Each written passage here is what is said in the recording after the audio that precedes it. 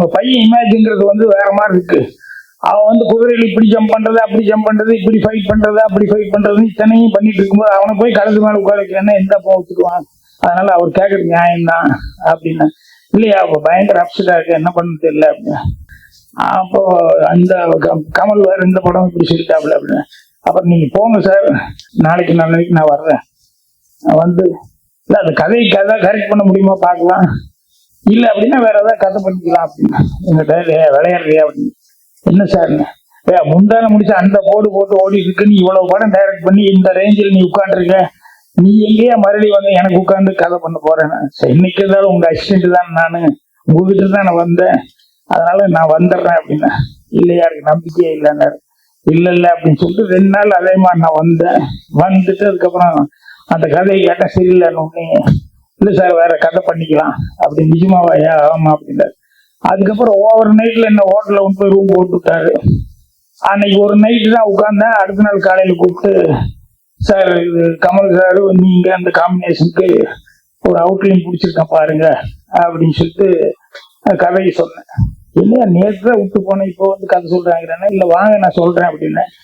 அப்புறம் சொன்னோன்னு, ஐயோ பிரமாமா இருக்கியா, நான் இப்பவே கமல் கிட்ட சொல்றேன் அப்படின்னு சொல்லி சொன்னாரு. அப்புறம் கமல் அவருக்கு ஃபோன் பண்ணி, இல்ல பாரதி நேற்று ஒட்டுறது மூலமா எனக்கு தகவல் வந்துச்சு, என்னன்னா பாக்யராஜ் கதை பண்றான்னு சொல்லி கேள்விப்பட்டோன்னே எனக்கு நம்பிக்கை வந்துச்சு, நான் கதையே கேட்கல, அதனால நீங்க ப்ரொசீட் பண்ணுங்க, ஷூட்டிங் அப்ப மட்டும் நான் கேட்டுக்கிறேன், ஒரு வாரத்துக்கு முன்னால நான் அந்த ட்ரெஸ் என்ன கெட்டப் என்னங்கிறது மட்டும் கேட்டுக்கிறேன் அப்படின்னு. அப்படி பண்ண கதை தான் ஒரு கையின் டைரி கதை. அதுதான் எனக்கு வந்து ஆக்ரி ரசான். நான் மறுபடியும் ஹிந்திக்கு போறதுக்கு வந்து எனக்கு ரொம்ப நாளா ப்ரொடியூசர் ஹிந்தி கேட்டுக்கிட்டே இருந்தாரு, படம் பண்ணலான்னு. நான் அதுக்கு தகுந்த சப்ஜெக்ட் வரும்போது நான் சொல்றேன் சார் அப்படின்னேன்.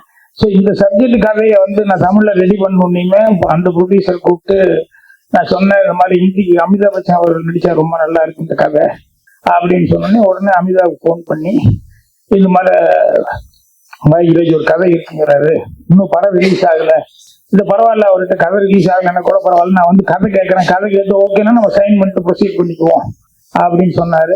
அதே மாதிரி வந்து கதை கேட்டாரு. நமக்கு தமிழ்ல கொஞ்சம் தகராறு மாதிரி, இப்படி இங்கிலீஷ் அதை விட தகராறு இருந்தாலும் இங்கிலீஷ்ல முடிஞ்ச வரைக்கும் அவருக்கு கதையை வந்து ஓரளவுக்கு நேரேட் பண்ணி ஆக்ஷன் எல்லாம் பண்ணி நேரேட் பண்ணி சொன்னேன். அச்சா ஹை அப்படின்னு சொல்லிட்டு படமே ரிலீஸ் ஆகல, ஆனா ஓகேன்னு சொல்லி சைன் பண்ணி படம் அனௌன்ஸ்மெண்ட் கொடுங்க அப்படின்னாரு.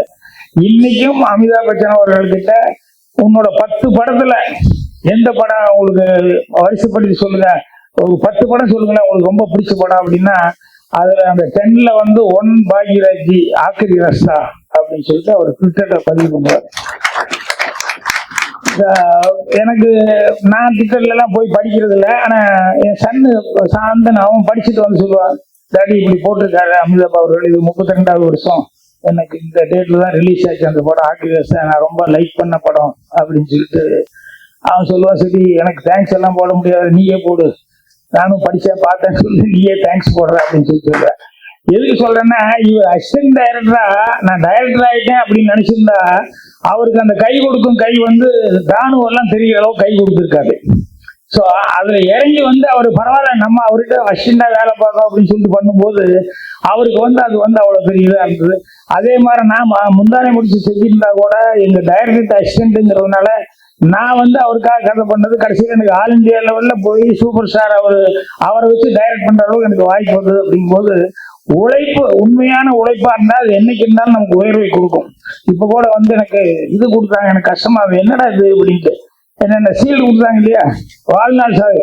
இனிமேல் தான் சாதனை நிறைய பண்ண வேண்டியது. அவரு இப்பவே வாழ்நாள் சாதனையாளர்னா எனக்கு கொடுக்கறதே நான் ஜீரணம் பண்ணிக்க முடியாம இருக்கேன், அதுக்குள்ள யாருக்கு என்ன ஒரு புக்குக்கே உடனே வந்து வாழ்நாள் சாதனையாளர்னு எப்படி? அதனால அவர் இந்த புக்கு எழுதின மாதிரி வந்து இன்னும் நிறைய புத்தகங்கள் எழுத வேண்டியிருக்கு. அதே மாதிரி அவர் வந்து இவ்வளவு படம் டைரக்ட் பண்ண மாதிரி இன்னும் படங்கள் டைரக்ட் பண்ண வேண்டியிருக்கு. அதுக்கான கதைக்காக எப்பவுமே யோசிச்சுட்டு இருக்கிற ஆளு. அதனால அந்த உழைப்பு அப்படிங்கிறது வந்து இன்னும் அவர் நிறைய சாதனைகள் வந்து செய்யறதுக்கான வாய்ப்பை உண்டாக்கி கொடுக்கும். அதனால இப்போதைக்கு சாதனையாளர்களுக்கு வாங்கிக்கோங்க டெம்பரரியா, இதை விட உங்களுக்கு வாழ்நாள் சாதனையாளர்களுங்கிறது இன்னும் மாதிரி நிறைய ஆண்டாள் பிரிவியேஷன் மேடம் கூட சொல்லிட்டு இருந்தாங்க. இந்த புக்கு அவங்க பத்தி சொல்லும் போது என்னென்ன அவருடைய இதை பத்தி எத்தனை புத்தகம் எழுதணும் என்னன்னு எந்த அளவுக்கு இருக்குது அப்படின்னு சொல்லிட்டு அது மாதிரி வந்து அவருக்கு இன்னும் எனக்கு தெரிஞ்சு நல்ல எதிர்காலம் இருக்குது. இன்னும் நல்ல சாதனைகள் நிறைய செய்யறதுக்கான சான்ஸ் இருக்குது. அதெல்லாம் செஞ்சு அவர் பேர் எடுக்கணும்னு சொல்லி என்னுடைய மனமார்ந்த நல்வாழ்த்துக்கள் தெரிவிச்சுக்கிறேன். மீண்டும் ஒரு முறை எனக்கு இவங்கெல்லாம் பேசுனது எனக்கு ரொம்ப நெகிழ்ச்சியா இருந்தது.